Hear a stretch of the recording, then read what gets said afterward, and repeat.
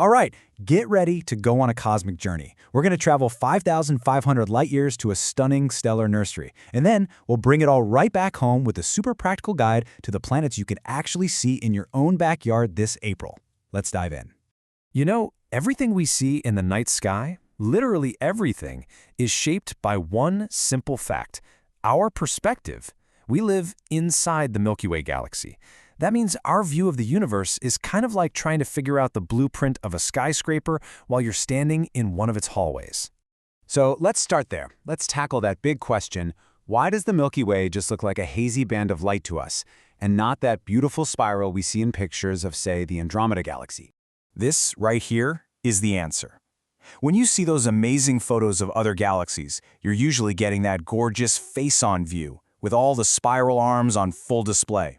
But since we're stuck inside the flat disk of the Milky Way, we only get to see it edge-on. That familiar band of light in our night sky? Yeah, that's just the rest of our galaxy. All those stars, all that gas and dust, stretching out in front of us. And nestled right along that crowded galactic highway is one of the most incredible star-forming regions we know of. It's a cosmic crustacean, if you will, called the Lobster Nebula. Let's just try to wrap our heads around these numbers for a second. This nebula is nearly 300 light years across. That means light itself takes centuries just to get from one side to the other. It's packed with enough raw material to build more than 10,000 stars like our Sun. And at 5,500 light years away, well, in galactic terms, that's practically our next-door neighbor, which makes it a perfect laboratory for watching stars being born. Now, for years, a lot of the detail inside this nebula was hidden from us, just shrouded in these thick clouds of cosmic dust. But that dust can't block infrared light. So now, thanks to the James Webb Space Telescope's incredible infrared vision, we can pierce right through that veil and see the heart of the stellar nursery like never before. And this isn't just some pretty picture with random colors. It's basically a map of chemistry and physics.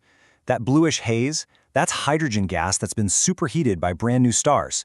The orange glow is the cosmic dust itself. And those deep red areas, that's the colder, denser molecular hydrogen, the raw fuel for the next generation of stars. Okay, let's zoom in even further, right into the very heart of the nebula.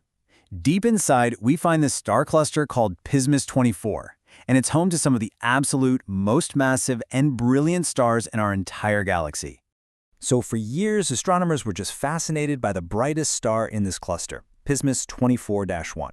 It was so incredibly bright that the first estimates suggested it could be the single most massive star ever found, period. And this is a perfect example of how science works, how new technology just rewrites what we think we know. What astronomers thought for the longest time was one single record-breaking star, maybe 300 times the mass of our Sun, was actually a cosmic illusion. The super-sharp eye of our modern telescopes revealed it's actually a binary system, two enormous stars orbiting each other.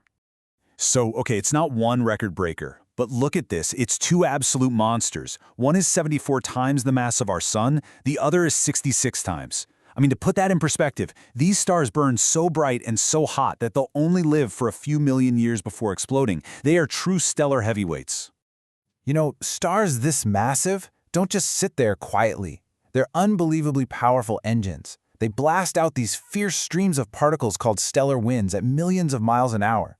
And this wind is so strong, it basically acts like a cosmic bulldozer, just carving out huge cavities in all the surrounding gas and dust. All that cosmic erosion creates these just breathtaking structures. The denser parts of the gas and dust resist getting blown away, and they form these massive towers that, well, they look a lot like the famous pillars of creation. It really gives you a sense of their incredible, majestic scale.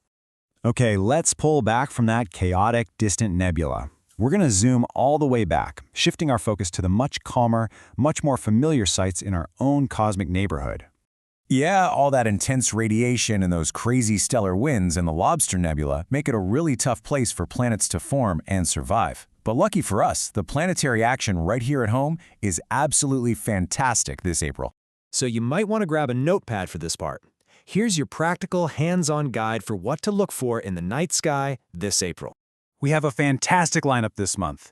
There's a rare chance to spot the planet Uranus using Venus as a guide. Jupiter is just dominating the evening sky.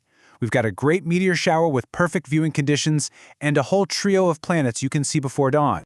Okay, so spotting Uranus is normally a real challenge, but this month you get a cosmic cheat code. Around April 23rd, super bright Venus is going to pass incredibly close to it. So your mission is simple. Find Venus in the west after sunset, you can't miss it, point a pair of binoculars at it, and then just look for a faint, flat-looking little star nearby. That's it. You've just found the seventh planet from the sun. Now for all you meteor fans, circle April 22nd on your calendar. That's the night the Lyard meteor shower peaks. And the best part? The moon sets after 1 a.m., which means you'll have perfectly dark, moonless skies for the show. Just find a dark spot, look up, and you could see up to 20 shooting stars an hour. And you absolutely cannot miss Jupiter. All month long, it's going to be that incredibly bright, steady light just dominating the western sky after sunset. It outshines every single star up there, so you'll have absolutely no trouble finding it. So there you have it. Whether you're hunting for a distant, icy planet, wishing on a shooting star, or just admiring the king of our solar system, April really has something for everyone. And this slide has all the key dates just for your reference. And that really brings our journey full circle. We started out in a nebula so huge that you could fit hundreds of our solar systems just across the tip of one of its pillars. And we end with a chance to see a whole other planet as just a tiny speck of light in our own sky. It really is all about perspective. From a stellar nursery thousands of light years away to a planet right here in our own cosmic backyard, the universe is always putting on a show.